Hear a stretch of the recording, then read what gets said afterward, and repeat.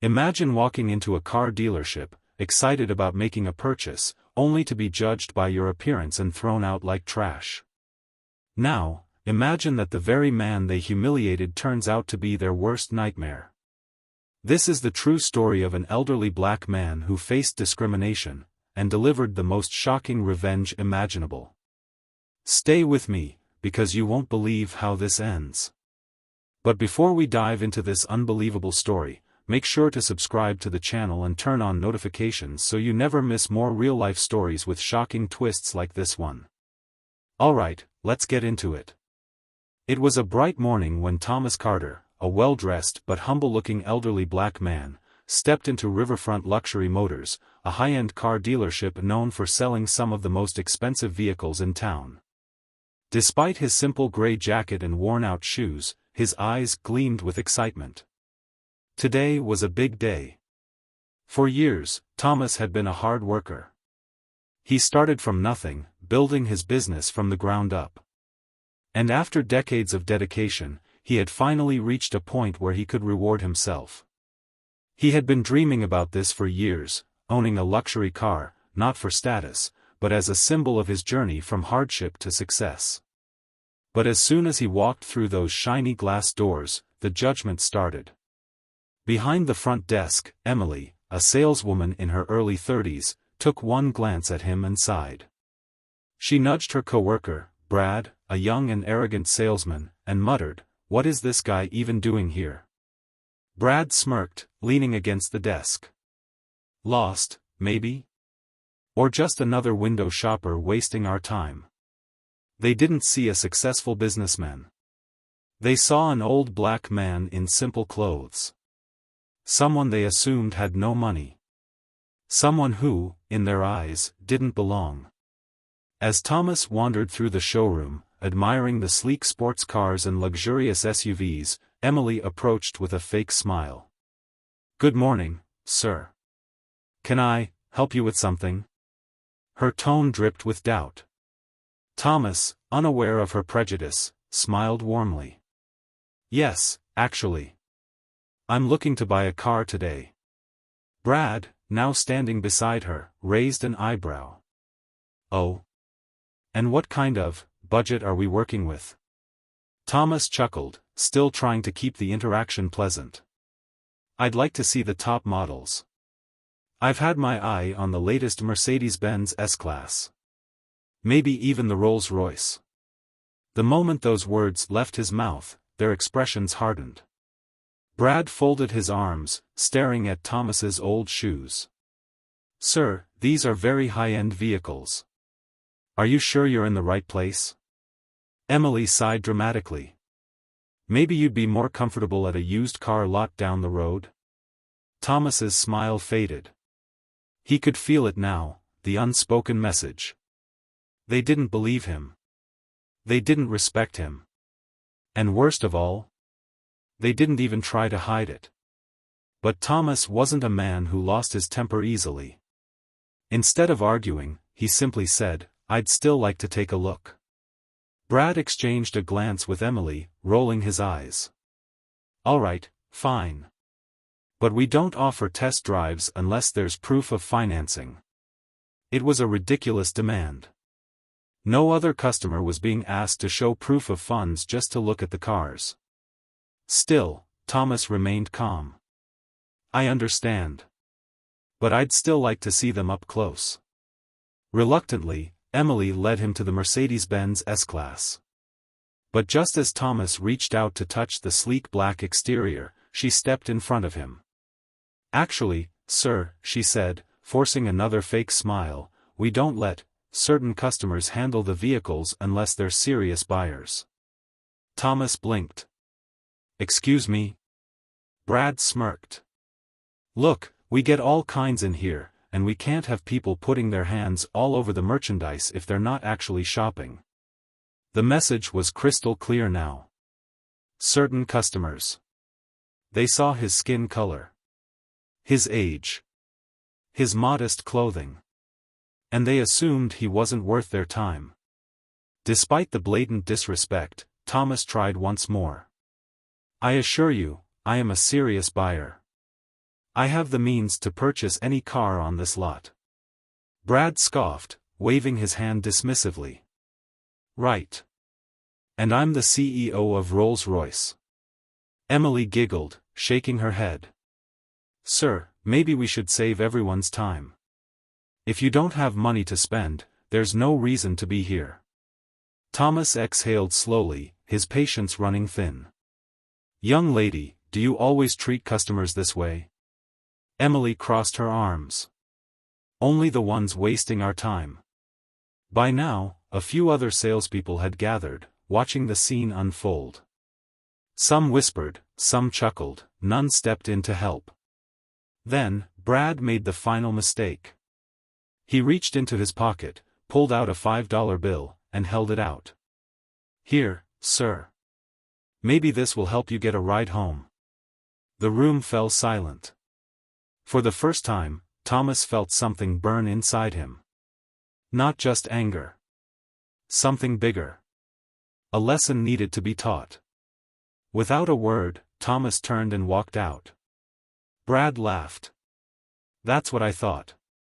But what they didn't know was that this was far from over. What happened next left everyone speechless. And trust me, you won't want to miss it. Before we continue, if you're enjoying this story and want to see more real-life justice being served. No one in that dealership could have predicted what was about to happen next. They had laughed. They had mocked him. They had treated him like he was nothing. But Thomas Carter was not a man who would be humiliated and simply walk away. No, this was only the beginning. As Thomas stepped outside into the crisp morning air, he pulled out his phone. His hands were steady, his mind sharp. He wasn't angry, no, anger was fleeting. What he felt was something deeper. A sense of justice. A need to teach them a lesson they would never forget. He dialed a number. A few rings, and then a voice answered on the other end. Mr. Carter. What a surprise. What can I do for you? Thomas smiled slightly. I need you to set up a meeting with the owner of Riverfront Luxury Motors. Immediately. There was a pause. Then, the voice on the line became serious. Is there a problem, sir? Thomas glanced back at the dealership, where through the glass, he could still see Brad and Emily laughing, their arrogance on full display. He turned away, shaking his head. Let's just say. I have a business opportunity for them. Understood, sir. I'll arrange it. Thomas hung up and walked calmly to his car, not an old, beaten-down vehicle like they had assumed, but a sleek, custom Mercedes-Benz parked a few blocks away. He got in, started the engine, and drove off, knowing that the next time he stepped into that dealership, everything would change. Meanwhile, inside Riverfront Luxury Motors, Brad and Emily were still basking in their own arrogance. Can you believe that guy? Brad scoffed, shaking his head. Acting like he could afford a Rolls-Royce? Please. Emily smirked. Some people just don't know their place. Neither of them had any idea that their entire world was about to be flipped upside down. Hours passed, and just as the dealership was about to close for the day, a black limousine pulled up in front of the showroom. The sleek vehicle was impossible to ignore. Heads turned. The staff whispered amongst themselves. Important people didn't just show up unannounced like this. Something big was happening. The chauffeur stepped out, walked around to the back, and opened the door. And out stepped Thomas Carter.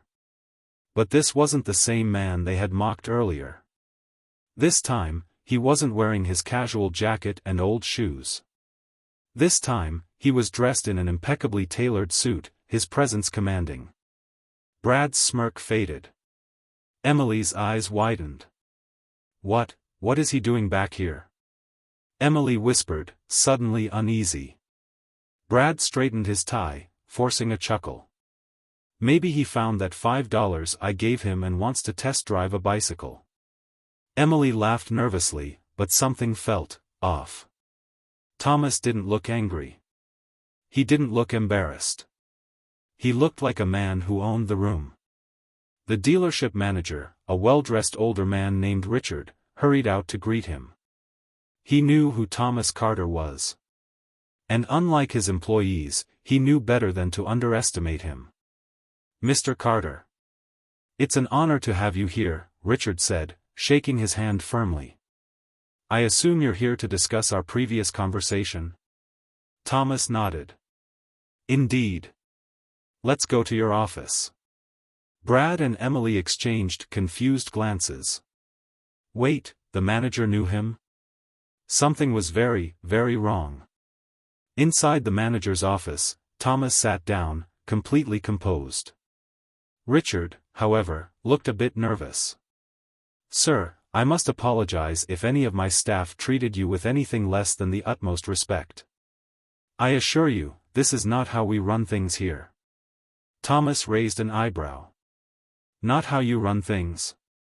"Well, I can tell you firsthand that some of your employees have a very interesting approach to customer service."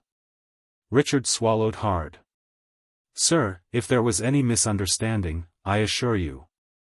Thomas held up a hand, silencing him. "I'm not here to argue, Richard. I'm here to make you an offer." Richard leaned forward. "An offer?" Thomas clasped his hands together. "I want to buy this dealership." Silence. Richard blinked. "Sir, this dealership isn't for sale." Thomas smiled. "Everything is for sale, for the right price." Richard hesitated. "Mr. Carter, with all due respect, this is a multi-million-dollar business. Even if I were to consider it, the price would be—" Thomas slid a document across the desk. Richard picked it up, his eyes scanning the numbers. And then, he froze. The offer was massive. Far beyond what the dealership was worth. It was the kind of number that couldn't be ignored. Richard slowly set the paper down. He looked at Thomas, truly seeing him for the first time. "You're serious?" Thomas nodded.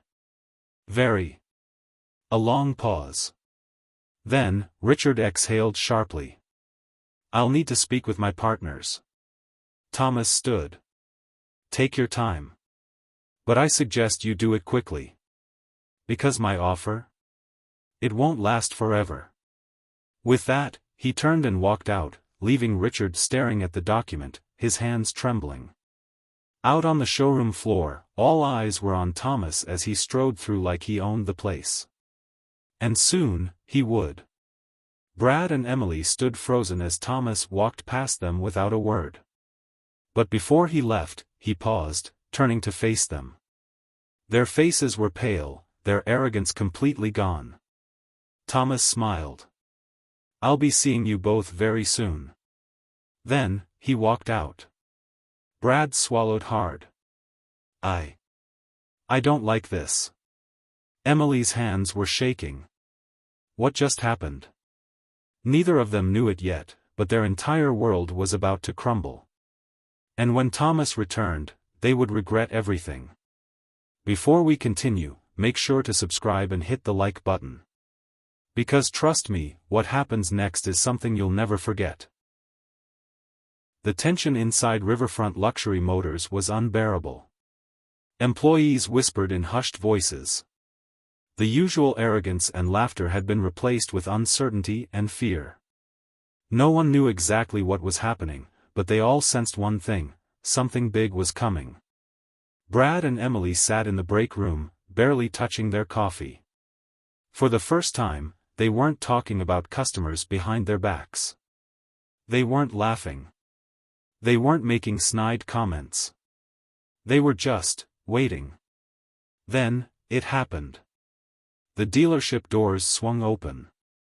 But this time, it wasn't just Thomas Carter walking in. It was an entire team of executives, lawyers, and business professionals, all dressed in expensive suits. Behind them? A camera crew, recording everything. The new owner had arrived. Richard, the manager, walked out of his office, adjusting his tie nervously. He forced a smile, though his hands trembled slightly. "Mr. Carter. Welcome back." Thomas stepped forward, his presence commanding the room. "Good to see you again, Richard. I trust you've finalized the paperwork?" Richard swallowed hard and nodded. "Yes, sir. As of this morning. Riverfront Luxury Motors belongs to you." Silence fell over the room. Brad felt his stomach drop. Emily clutched her coffee cup so tightly that her knuckles turned white. The man they had mocked, humiliated, and disrespected, was now their boss. Thomas took a deep breath, looking around the dealership. The same showroom where he had once been treated like nothing. But now? He stood at the top. A slow smile spread across his face. "Good. Then let's make some changes." He turned to the employees, his voice strong and unwavering. "I believe in fairness. I believe in respect. And I believe that every customer, no matter what they look like, deserves to be treated with dignity." His gaze landed directly on Brad and Emily. Their faces drained of color. Thomas took a step forward. "I was treated poorly here. And not just by one or two employees, but by a culture that allowed it to happen." Brad opened his mouth to protest, but Thomas raised a hand, silencing him. "I don't need excuses. I don't need apologies. What I need is accountability." He motioned toward one of the executives standing behind him. The man stepped forward, carrying a stack of termination papers. "Effective immediately," Thomas announced, "certain employees who do not represent the values of this dealership will no longer be part of this company." He didn't say their names. He didn't have to. The executive turned to Brad and Emily, holding out their termination notices. Brad's hands shook as he grabbed the paper. "Sir, please, Emily was already in tears. "Mr. Carter, I didn't mean." Thomas's voice remained calm, unwavering. "You judged me before you even knew me. You treated me like garbage because of my clothes, my age, my skin. You assumed I had nothing, when in reality, I had more than you could ever imagine." He took a step closer, looking them both in the eyes. "This is a lesson you'll remember for the rest of your lives. And maybe next time, you'll think twice before judging someone by their appearance." Neither of them spoke. They couldn't. Their arrogance was gone. Their jobs were gone. And the man they had laughed at? He had won. Brad and Emily slowly gathered their belongings, avoiding eye contact with everyone. Employees watched in stunned silence as the two former salespeople walked toward the exit. For the first time, they were the ones being cast out. The doors swung shut behind them. And just like that, they were gone. Thomas turned back to his team, his voice calm but firm. "This dealership is under new management now. We will treat every customer with respect. We will judge no one by their appearance. And we will ensure that what happened to me never happens again." A wave of applause swept through the showroom. Employees who had stayed silent before now stepped forward, shaking Thomas's hand, eager to be part of something better. The transformation had begun. Later that evening, Thomas sat in his new office, the very one Richard had occupied before. The view was better from this side of the desk. He leaned back in his chair, looking over the dealership, reflecting on everything that had happened. Justice had been served. Respect had been restored. And most importantly, a lesson had been taught. So next time you see someone walk into a store, a dealership, or anywhere else looking like they might not belong, remember this story. Because you never know who they really are. Before you go, don't forget to like this video, subscribe to the channel, and hit that notification bell so you never miss stories like this one. And tell me in the comments, have you ever experienced unfair treatment based on appearance? I'd love to hear your stories. Thanks for watching, and I'll see you in the next video.